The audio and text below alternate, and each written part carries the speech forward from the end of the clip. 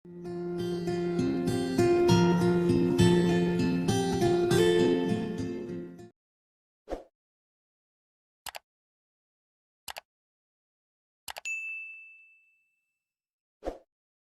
morning, everyone.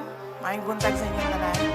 We started with the department order on identifying our school calendar and the implementing guidelines for school year 2022 to 2023. In that department order, we already identified the next 2 years period of our school calendars, that of 2023 and 2024 and 2024 and 2025. If there will be no surprises or amendments, these 3 school years will continue on with the following implementing guidelines for the next 2 school years. And then we also released our department order on the enrollment. And I am happy to share with everyone that our enrollment for the first day was 3.3 million already, as compared to our first day of last year, which was at 222,000 only. And then we started with the checking of the inventory of the schools who were affected by Typhoon Odette, and where they are now with their repairs and reconstruction of the classrooms and buildings that were damaged by the typhoon. And we already talked to our finance strand in the Department of Education to look for savings from the past year and this year, and request for the realignment of these savings to the repair and reconstruction of these classrooms and buildings that were affected by typhoons Odette and Agaton.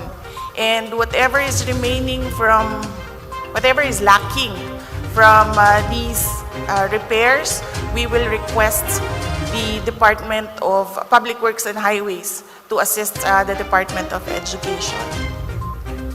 And then we, in the same department order of the school calendar, we instructed our regional offices to coordinate with their regional offices, counterparts of the Department of Health, to continue with the counseling of unvaccinated families, particularly the unvaccinated learners and the teaching and non-teaching staff of the Department of Education that are unvaccinated as well.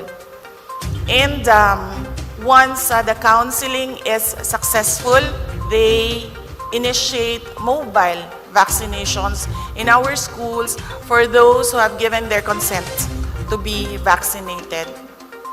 We also, in the same department order also, we instructed our regional offices to coordinate with their local mental health associations and their psychiatric societies to come up with a support, mental wellness support for our learners who for the past 2 years only knows of the online classroom, and now they are transitioning to our in-person teaching.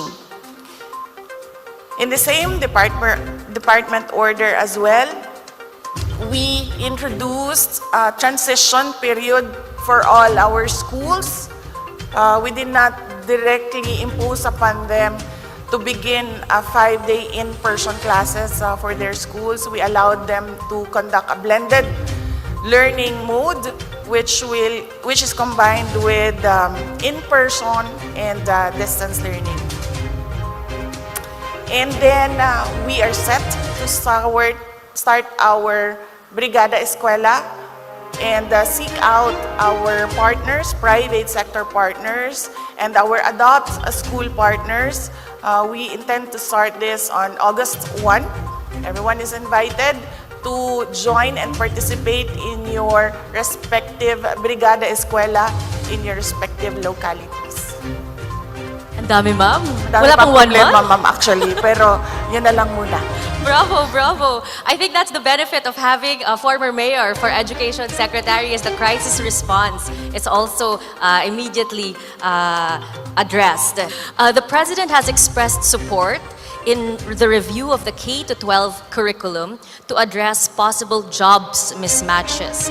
What are your plans regarding the K-12 curriculum? Yes, thank you. Maayong buntag usab sa inyong tanan. Good morning again to everyone. Last July 19, that was our second presentation to the Cabinet and President Marcos for the Department of Education. We included there some of the very big questions with regard to basic education in our country. And one of which was the K-12 program. And in relation to that K-12 program, we sought the permission of President Marcos to adopt the Basic Education Development Plan from the administration of President Duterte and Secretary Briones.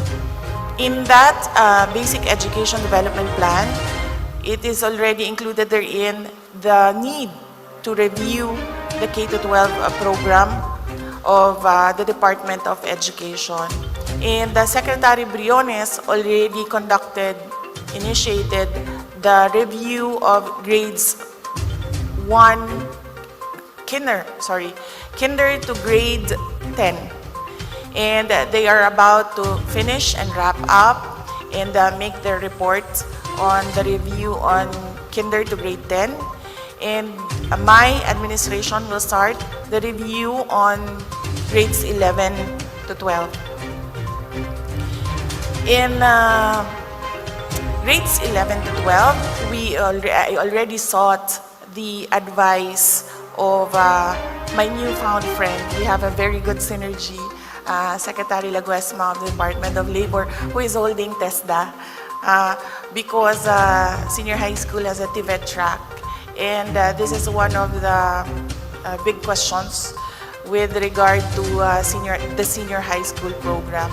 And we already agreed that there is a need to strengthen and intensify our coordination, particularly in the Philippine Skills Framework, yes,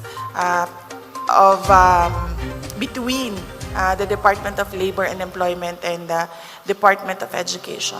So we were given by President Marcos 1 year, this school year 2022 to 2023, to give a final answer about our K-12 program here in the country. Thank you, ma'am. Ma'am, Vice President, could you just give us your thoughts on the State of the Nation address? Right. Thank you. Good morning once again to everyone. First off, I'd like to thank our Department of Finance, the Bangko Sentral ng Pilipinas, PICC, for organizing this post-SONA briefing of the Cabinet Secretaries for our business community and for the entire country. Thank you very much for this opportunity to speak before all of you and explain the respective work that our cabinet secretaries and our departments need to do during the administration of President Marcos. Yes, so initially, the SONA, the State of the Nation of President Marcos, I think everyone or many of those who do not understand economic numbers were overwhelmed with the numbers in the first part of the speech. That was, I think, the reason why it took a long time for people to start clapping, because the economic part was in the beginning, and many people really do not understand economic numbers. But another observation of mine was immediately after the